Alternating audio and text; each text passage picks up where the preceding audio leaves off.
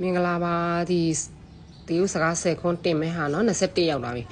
21ရပါလဲဆိုရင်吃လို့ဖတ်ရမှာရှာကိုတွန့်ပြီးတော့ဆိုရမှာ吃ရပါလဲဆိုရင်စားတယ်ဟိုနေ့လောက်စစ်တင်တဲ့ကျွန်တော်ဆိုရင်我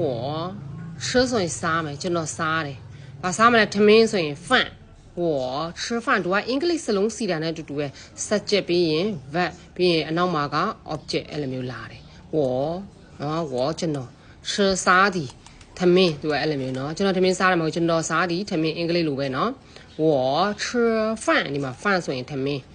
ဒီမှာ喝ကပါလဲဟဲဆိုရင်喝ဆိုရင်တောက်တီဘာလေးတောက်မလဲ coffee တောက်မယ်နွားနို့တောက်မယ်အဲ့လိုမျိုးပေါ့နော်喝တောက်တီရေတောက်တယ်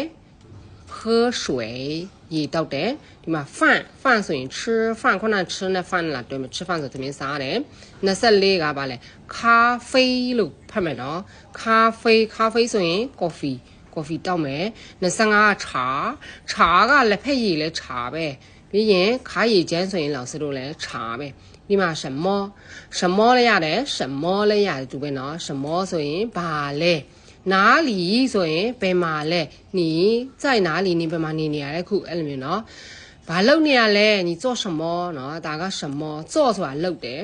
什么ကဘာလဲဘာလုပ်တယ်လဲဆိုရင်做什么အဲ့လိုတော့တွဲမှာအဲ့ကြောင့်မို့ဒီ meaning အရေးကြီးတဲ့ဒီ meaning လေးတွေကိုယဉ်ကျေးရတယ်什么ဆိုရင်ဘာလဲ哪里ဘယ်မှာလဲနံပါတ်28က上班လို့ဖတ်ရတယ်နော်上班ဆိုတာ老师တို့အလုပ်တယ်ကိုပြောတာလုပ်သွားတယ်我去上班ကျွန်တော်အလုပ်သွားတယ်ကျွန်တော်အလုပ်လာတယ်လာလုပ်တာကျွန်တော်အလုပ်လာလုပ်တာအလုပ်လာဟိုပါပေါ့ကုမ္ပဏီမှာအလုပ်လေးပါလုပ်တယ်အဲ့လိုမျိုး我来上班ပေါ့အဲ့လိုမျိုးပေါ့နော်29ကပါလဲဆိုရင်学校တရားက西园学校ဆိုရင်ကျောင်းကျွန်တော်ကျောင်းသွားတယ်我去学校ဒီ去ရဲ့အရှိမရောက်လေးထည့်ပေးလိုက်我要去学校了ကျွန်တော်ကျောင်းသွားတော့မှာဆိုအဲ့လိုမျိုးလေးတွေအသေးပေလေးတွေရှိလာမယ်နောက်မှတဖြည်းဖြည်းနဲ့တင်ပေးမယ်နော်နံပါတ်30ကပါလဲဆိုရင်想ဆိုတာတတိရတယ်နောက်တစ်မျိုးကချင်တယ်သွားချင်တယ်လာချင်တယ်စားချင်တယ်ဆိုရင်လည်းဒီ想နဲ့သုံးတယ်သူ့ရဲ့အဓိပ္ပာယ်ကနှစ်ခုရှိတယ်နော်တစ်ခုကတတိရတယ်နောက်တစ်ခုကျတော့ချင်တယ်တွားချင်တယ်လာချင်တယ်စားချင်တယ်ဆိုရင်လည်းအဲ့လက်တာနဲ့တုံးမယ်စားချင်တယ်ဆိုရင်老师တို့ကတရုတ်လိုက想吃我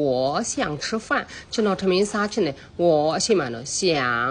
ဒီချင်တယ်ကိုထည့်တယ်吃饭ထမင်းစားတယ်ကျွန်တော်ထမင်းစားချင်တယ်ကျွန်တော်စားချင်တယ်ထမင်းအဲ့လိုမျိုးသူအင်္ဂလိပ်ရဲ့ဒီဆောက်ပုံစလုံးစကားဒီဆောက်ပုံနဲ့တူတယ်နော်ဒီတရုတ်စာကနော်